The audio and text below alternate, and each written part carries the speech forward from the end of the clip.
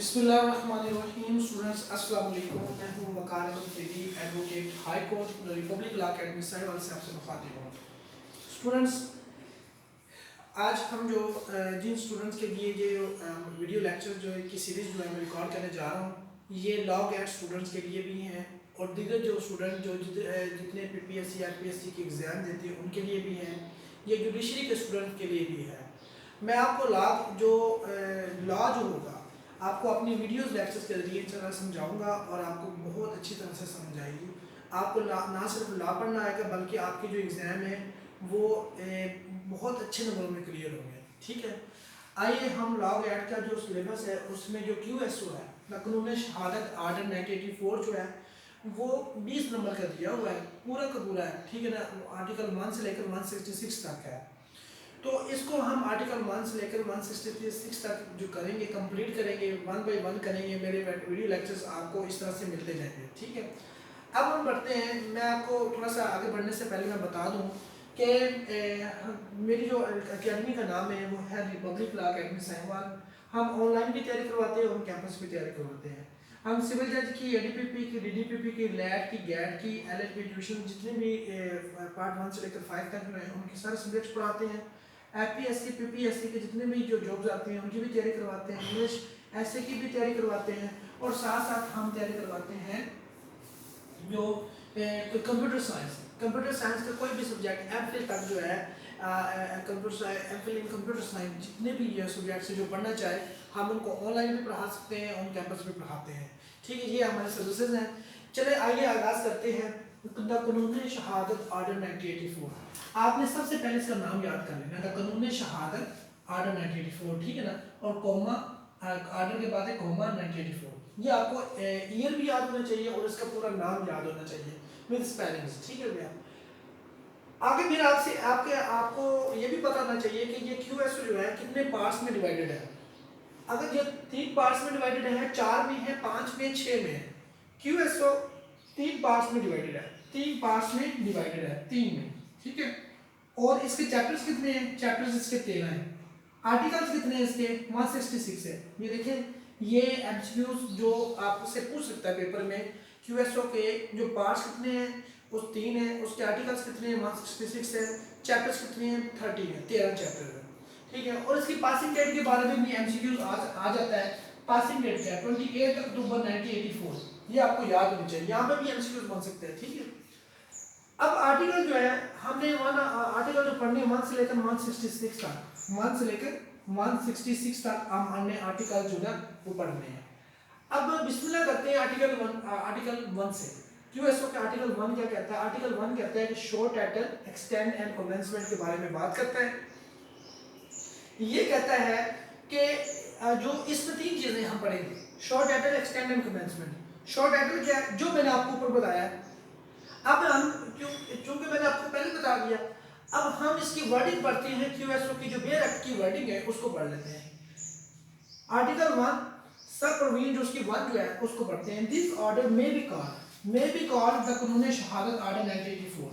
इस ऑर्डर को, इस जो ऑर्डर है ये जो हम पढ़ने जा रहे हैं, ये इसको हमको कहता है कि इसको हम कह सकते हैं द कानून शहादत आर्डर 1984। ठीक है, आगे सब प्रोविजन 2 में जो है इट एक्सटेंड्स टू, ये कहां तक लागू है? ये देखें ना, शॉर्ट टाइटल हमने पढ़ लिया, अब इसके एक्सटेंड पढ़ लेते हैं। ठीक है, extend, it extends to whole of Pakistan and applies to, ये पूरे पाकिस्तान पर लागू है। यहाँ पे भी MCQs बन जाता है। ठीक है, ये पूरे पाकिस्तान पर लागू है। It extends to whole of Pakistan and applies to all judicial proceedings. फिर सवाल पैदा होता है कि ये किन किन पर अप्लाई होता है? ये QSO जो है तो कानून शहादत आर्डर 1984 है, अब अप्लाई किन किन पर होता है? It applies to all judicial proceedings and or in before any court. Number 1, तमाम जुडिशियल प्रोसीडिंग, जितनी भी जुडिशियल प्रोसीडिंग होगी किसी कोर्ट पे उन पर अप्लाई होगा, इंक्लूडिंग कोर्ट मार्शल पर, ट्राइब्यूनल पर, अदर अथॉरिटी, ऐसी अथॉरिटी जिसके पास जुडिशियल या कुजाई जुडिशियल पावर होगी। ठीक है ना, जुडिशियल या कुजाई जुडिशियल पावर होगी, जुडिशियल या कुजाई जुडिशियल पावर होंगी या जुरिडिक्शन होगी, तो वो भी क्या है, उन पर भी ये अप्लाई करता है। मतलब कि हम इसको लिख सकते हैं कि तमाम, इसको अगर हम लिखना चाहें कि QSO कहाँ तक लागू है, ये पूरे पाकिस्तान पर है, ठीक है। और उसके बाद ये किस पर अप्लाई होता है, ऑल जुडिशियल प्रोसीडिंग पे, ऑल जुडिशियल प्रोसीडिंग पर अप्लाई होता है। और फिर हम अगर इसके देखें तो ये होता है जनाब आपका कोर्ट मार्शल पर, कोर्ट मार्शल पर अप्लाई होता है। और इसके बाद ट्राइब्यूनल्स पर अप्लाई होता है। और उसके बाद अथॉरिटी जिसके पास कुजाई, जिसके पास जुडिशियल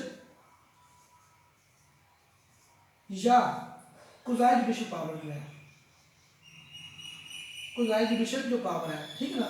मतलब कि 1 2 3 4 4 उसने जुडिशियल बता दी कि 4 ये तरह की कोर्ट्स पर अप्लाई करेगा। All judicial proceedings in court martial पे अप्लाई करेगा, ट्राइब्यूनल्स पे अप्लाई करेगा, अथॉरिटी जिसके पास जुडिशियल और कुजाई जुडिशियल पावर होंगी उन पर अप्लाई करेगा। ठीक हो गया। आखिरी लाइन बड़ी इंपॉर्टेंट है, बट डज नॉट अप्लाई, ये किस पर अप्लाई नहीं करता, किस पर अप्लाई नहीं करता, ये नहीं करता apply, it but does not apply to proceeding किसके, बिफोर एन आर्बिट्रेटर, आर्बिट्रेटर पर अप्लाई नहीं करेगा, ये आर्बिट्रेटर पर अप्लाई नहीं करेगा। या ठीक है, यहाँ पे एमसीक्यूज एक इसका शॉर्ट टाइटल का एमसीक्यूज बन सकता है, यहाँ पे एक इसका बन सकता है एक्सटेंड कहाँ तक है, और दूसरा ये किन पर अप्लाई करता है। 4 मैंने बता दिया, all judicial proceeding, court martial पे, ट्राइब्यूनल पे, अथॉरिटी जुडिशियल और जुडिशियल पावर्स पे। और किस पे अप्लाई नहीं करता, ये अप्लाई नहीं करता आज वो तमाम प्रोसीडिंग जिस पे जो आर्बिट्रेटर के सामने होती है उस पर अप्लाई नहीं करता, ठीक है ना। और ये कमेंसमेंट, अब कमेंसमेंट की बात करें तो ये it shall come into force at once, ये उसी वक्त वजूद में आ जाएगा जब ये पास होगा और इसका ऑफिशियल गजट में नोटिफिकेशन जारी कर दिया जाएगा, ठीक है जी। इसका ये मतलब होता है। अब यहाँ पे भी मे बी का एमसीक्यू मान सकता है, ये लाइन उसमें से मे भी छोड़ सकते हैं, ये भी शैल कम इनटू फोर्स, ये यहाँ पे भी वो छोड़ सकते हैं, मे आना है, शैल आना है, माइट आना है, जो भी आना है, ठीक है जी। इट एक्सटेंड टू, यहाँ पे भी वो आपकी खाली जगह छोड़ के दे सकता है कि बताएं इसमें क्या आना है। इस पे भी वो खाली जगह एंड पे पूरी ये सारी स्टेटमेंट दे दे और एंड पे ये आर्बिट्रेटर छोड़ दे, तो ये भी आपका एमसीक्यू आ सकता है।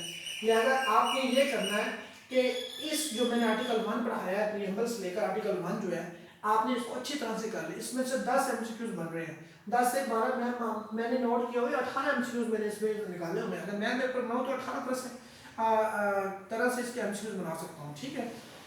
अब आप इसका जो आर्टिकल 2 है वो हम नेक्स्ट लेक्चर में पढ़ेंगे। अभी आप इसको मेमोराइज करें, इसको सुने अच्छी तरह से, जहाँ से समझ नहीं आया आप इसको दोबारा सुने। अगर फिर भी समझ नहीं आया तो आप मुझसे क्वेश्चन करें, व्हाट्सअप करें, मैं उसका रिप्लाई करूँगा, ठीक है जी। बहुत शुक्रिया। Advocate Waqar Ahmed Faridi Republic Law Academy Sahiwal से को आप इजाज़त दीजिए। नेक्स्ट लेक्चर में मिलते हैं नए आर्टिकल के साथ, आर्टिकल नंबर 2। बहुत शुक्रिया, अल्लाह हाफिज़।